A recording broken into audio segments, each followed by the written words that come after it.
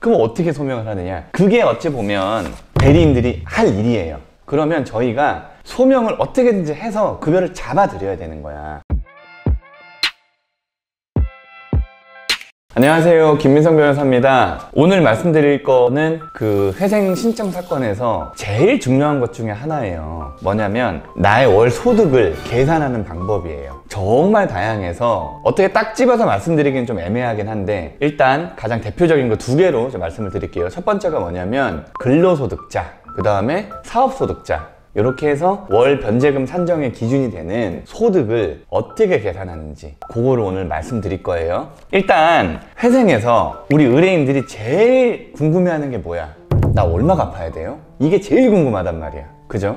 이걸 어떻게 계산하느냐? 되게 쉬워요. 월 소득. 내가 매월 버는 돈이 있어. 그게 월 소득이에요. 그 다음에 거기서 최저생계비를 빼요. 이 최저생계비는 뭐 해마다 조금씩 올라가긴 하는데, 만약에 예를 들어서 세후 200만 원을 실수령을 해. 근데 미혼이야. 그리고 별다른 뭐 추가 생계비가 없어. 그러면 한 달에 90만 원씩 36개월 갚는 거예요. 그러면 여기서 그 질문 하나 할게요. 법원이, 그리고 법원에 있는 판사님이나 회생위원님들이 채권자 편이겠어요? 채무자 편이겠어요? 누구 편일까요? 불쌍한 채무자 편이냐? 아니면 더 불쌍한 채권자 편이냐? 누구 편이냐면 기본적으로는 채권자 편이에요. 왜냐? 채권자가 채무자한테 돈을 왜 빌려줘? 원금은 너무 당연한 거고 이자 받으려고 돈을 빌려주는 거잖아요. 근데 이 채무자의 개인 사정에 의해서 이자는 당연히 안 내는 거고 심지어 원금도 깎이는 거야. 그러면 사실 누가 억울한 거야? 당연히 채권자가 억울한 거예요. 돈을 못 갚을 수 있는 사정이 와서 너무 생활이 힘들고 하니까 개내생을 신청했다, 워크아웃을 신청했다.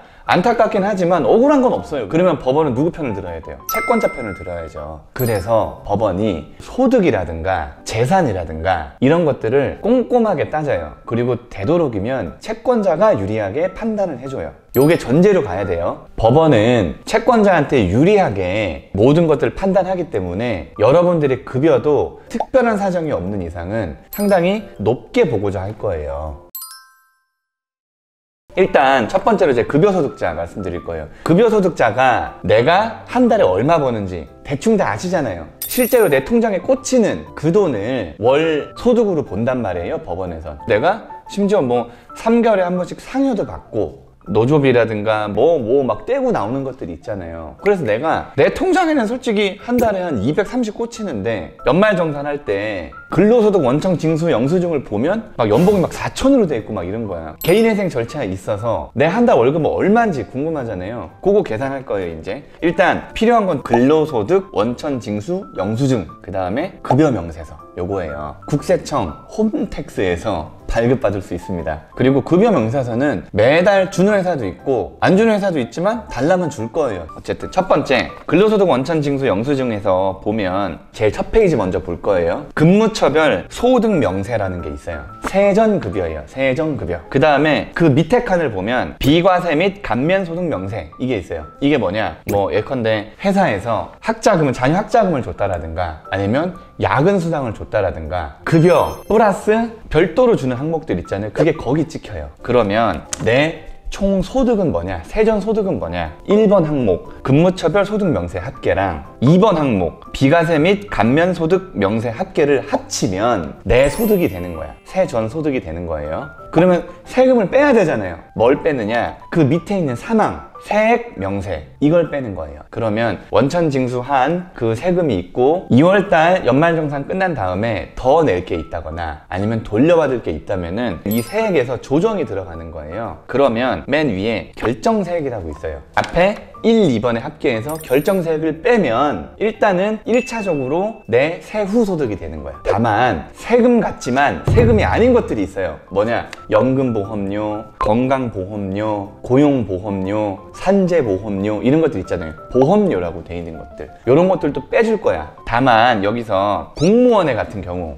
사학연금 내시는 분들, 아니면은 군인 뭐 연금 내시는 분들, 공무원 연금 내시는 분들, 이런 분들은 일반 연금보험료는 안 내잖아요. 우리 같은 국민연금은 안 내잖아요. 그런 분들은 그냥 똑같아요. 그거 내시는 그 연금, 그거 그냥 빼주면 돼요. 그러면 내가 번 돈에서 각종 세금과 보험료들을 다 뺐어. 그 합계가 나올 거잖아요. 요거 나누기 12, 이게 내 월 소득이야. 요걸 기준으로 법원은 월 소득을 판단을 해요. 그 다음에 이제 최저생계비를 판단을 하면 남은 금액, 월 소득에서 최저생계비를 뺀 남은 금액을 가용소득이라고 부르면서 그 돈을 매달 변제하면 되는 거예요. 헷갈리면 계속 돌려보기 하시면 돼요. 그 다음에 근로소득 원천징수 영수증이 발급이 불가능하거나 일시기간만 내가 일을 했기 때문에 정확한 어떤 그 계산이 좀 불가능하다 하시는 분들은 법원에서 뭘 요구하냐면 급여명세서 갖고 오라 그래요. 제가 옛날에 회사 다녔다 그랬잖아요. 오랫동안 호텔리어를 일을 했다 그랬잖아요.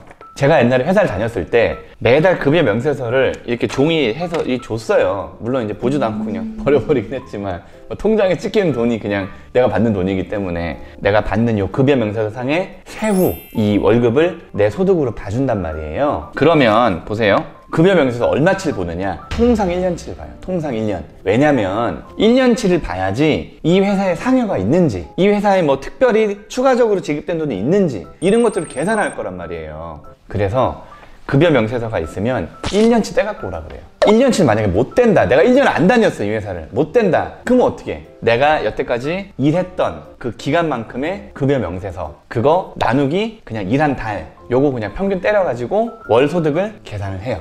네, 통상적으로 그거를 n분의 1 하면은 월 평균 급여가 나오겠죠. 그러면 급여명세서를 못 받는 데는 어떻게 하느냐? 그런 직종이 뭐 대표적으로 보면은 프리랜서들, 일용직들 그런 분들은 그럼 어떻게 소명을 하느냐? 그게 어찌 보면 대리인들이 할 일이에요. 그러면 저희가 소명을 어떻게든지 해서 급여를 잡아드려야 되는 거야. 그 소명 방식이 어떤 것들이 있느냐? 일단 프리랜서나 일용직들 중에 3.3% 요거 떼고 그 입금받는 경우들이 있어요. 1년 정도 매달 입금된 돈이 다를 거잖아요. 그거를 그냥 쓸어 담어. 한 박스에 쓸어 담아서 그거 그냥 n분의 1 하는 거예요. 그러면 월 평균 급여가 나오겠죠. 근데 현금 받는 경우도 있어요. 현금 받는 경우들이. 이건 어떻게 계산하느냐? 이거는 정말 내가 현금만 딱 받는다. 사업주들한테 사실 확인서를 끊어 오셔야 돼요. 그러니까 예를 들면 내가 얘한테 어떤 사정에 따라서 한 달에 120만 원을 현금으로 급여로 제공합니다. 뭐 이런 식이라거나 그 사람한테 현금 받으면서 영수증 같은 걸 끊는 거예요. 증빙 서류들을 차곡차곡 쌓은 다음에 그걸 제출하면 되는 거예요. 법원에. 근데 가끔 상담하다 보면 이런 분들이 있어요. 솔직히 상담하기가 그렇게 기분이 좋지 않습니다. 뭐냐면 변호사님 130은 돼요? 120은 돼요? 150은 어때요?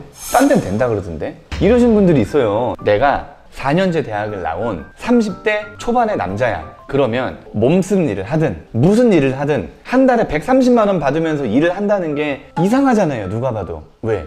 최저임금이 185만 원인데 130만 원 받고 조그만 회사에서 4년제 대학을 나온 신체 건강한 남자가 일을 하면 한 달에 20씩 36개월 720 갚으면은 7천만 원의 빚이 사라질까요? 아니란 말이에요. 그렇게 안 해줘요.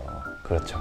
채권 채무 관계를 정상적으로 조율하기 위해서 이런 회생이라는 제도가 있는 거기 때문에 이거는 인정할 수 없다. 더 갚아라 라고 하는 것들이 보통 법원의 보정 권고예요. 내 나이 또래의 평균 받는 그런 급여 정도는 받으셔야지 이게 개인회생 신청해서 그 원칙대로 진행이 될 수 있는 거예요. 한없이 채권자가 양보해주지 않습니다.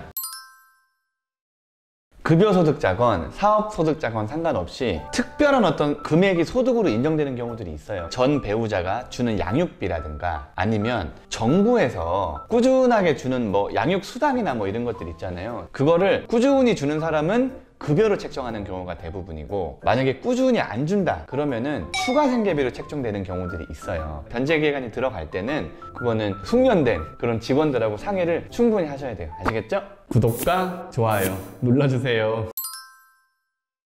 일단 그러면 급여소득자에 대해서 정리를 할게요. 4대 보험이 들어있으면서 꾸준히 일하신 분들은 근로소득 원천징수 영수증으로 계산하시면 돼요. 간단하게 보면 과세소득 더하기 비과세소득 빼기 결정세액 빼기 연금, 건강, 고용, 산재보험료 이렇게 하면 총 세후소득이 나오고 그거를 n분의 1로 하시면 돼요. 그 다음에 급여명세서도 갖고 와 이렇게 한단 말이에요. 그런 것들은 법원에서 여러분들의 소득을 채권자에게 유리하게 변제금을 좀 더 높이기 위해서 법원에서 요구를 하는 거기 때문에 여러분들이 거부한다고 뭐 될 게 아니에요. 그 다음에 프리랜서나 일용직들 어떻게든지 소득을 입증해야 돼요. 만약에 어떤 기업체에서 아니면 사업체에서 3.3%를 띄고 입금해준다 그러면은 그 입금받은 일한 기간에 총 입금받은 금액 나누기 일한 기간 해당 개월수만큼 하면은 통상적으로 월 소득이 나오겠죠. 그죠? 근데 현금 받는 경우는 어떻게 하느냐? 현금을 받으신 다음에 통장에 주기적으로 입금을 하면 입증하기 나름 쉬워요. 근데 그것도 안 됐다